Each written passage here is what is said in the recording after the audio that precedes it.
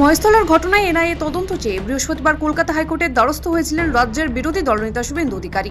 প্রধান বিচারপতির ডিভিশন বেঞ্চে জনস্বার্থ মামলা দায়ের করেছেন তিনি।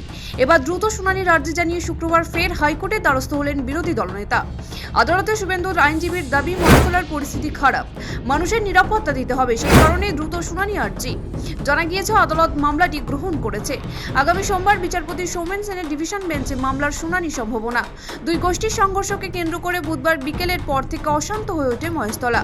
পুলিশ সূত্রে জানা যায়, দোকান বসানোকে কেন্দ্র করে গোলমালের পরিস্থিতি তৈরি হয়।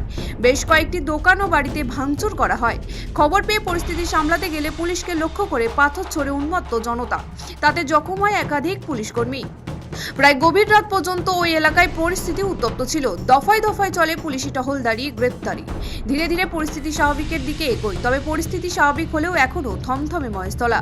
শুক্রবারও এলাকায় পুলিশি টহল চলে।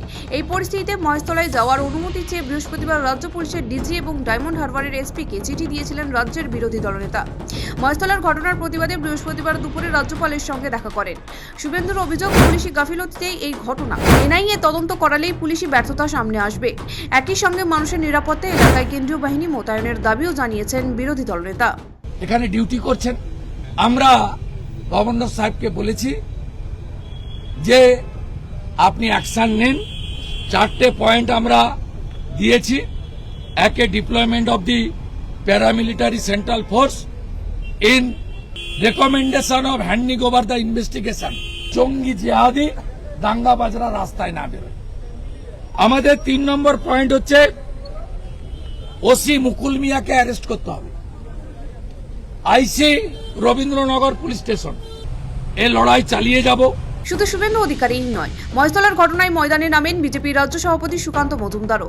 মহেশতলার অশান্তি ঘটনায় বৃহস্পতিবার কলকাতা পুলিশ ও রাজ্য পুলিশ মোট 7টি মামলা দায়ের করেন।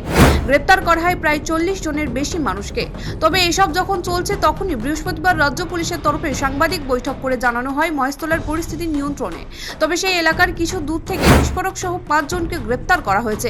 আর এই গ্রেপ্তারি নিয়েই আলাদা করে উত্তেজনা ছড়িয়েছে বাংলায়। শুরু হয়েছে শাসক বিরোধী তরজা। বুধবার রাত 8টা নাগাদ বজবজ থানা অন্তর্গত এলাকা থেকে পুলিশ বিপুল পরিমাণে বিস্ফোরক গুঁড়ো উদ্ধার করে। এই ঘটনায় মোট 5 জনকে গ্রেপ্তার করা হয়।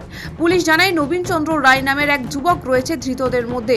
জেরার সময় ব্যক্তি স্বীকার করেছেন যে তিনি আরএসএস এবং বিজেপির সক্রিয় কর্মী। বজবজে আমাদের বজবজ থানায় 168/25 একটা কেস হয়েছে।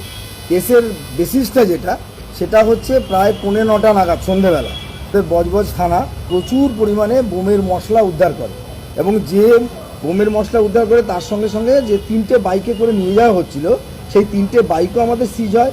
প্রচুর পরিমাণে সোডিয়াম পাউডার, 10 কেজির উপরে অ্যালুমিনিয়াম পাউডার, ফসফরাস ডাস্ট এবং রেড সালফার এবং আয়রন ডাস্ট, এগুলো আমরা উদ্ধার করি, যেগুলো কিনা বোমা তৈরির কাজে লাগে।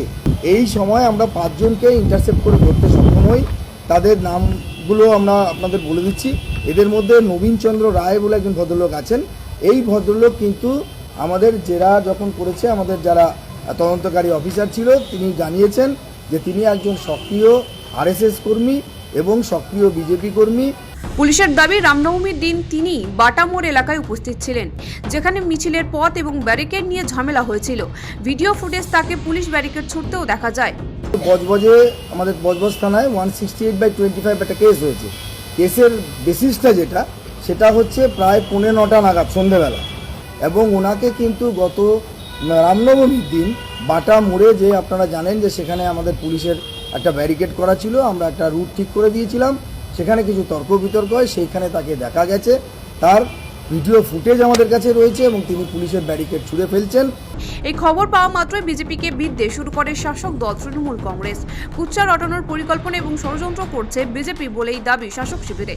3টে বাইক যেমন ধরা পড়েছে, যারা অ্যারেস্ট হয়েছে 5 জন, তার মধ্যে একজন নবীন চন্দ্র রায় তো বিজেপি আরএসএস এর ঘোষিত কর্মী।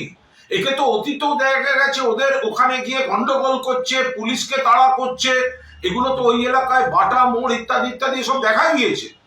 অর্থাৎ যেখানে গিয়ে সুকান্তবাবুরা গিয়ে প্ররোচনা দিয়ে, হাইপ তুলে নিজেরা গিয়ে একটা গন্ডগোল ওই মহেশতলাকে কেন্দ্র করে যেগুলো প্ররোচনা দিচ্ছেন, এবার দেখা যাচ্ছে যে বিজেপির লোকেরা ওখানে বিস্ফোরক নিয়ে পুলিশ ওটা ইন্টারসেপ্ট করেছে। এটা হচ্ছে বিজেপির নোংরামি।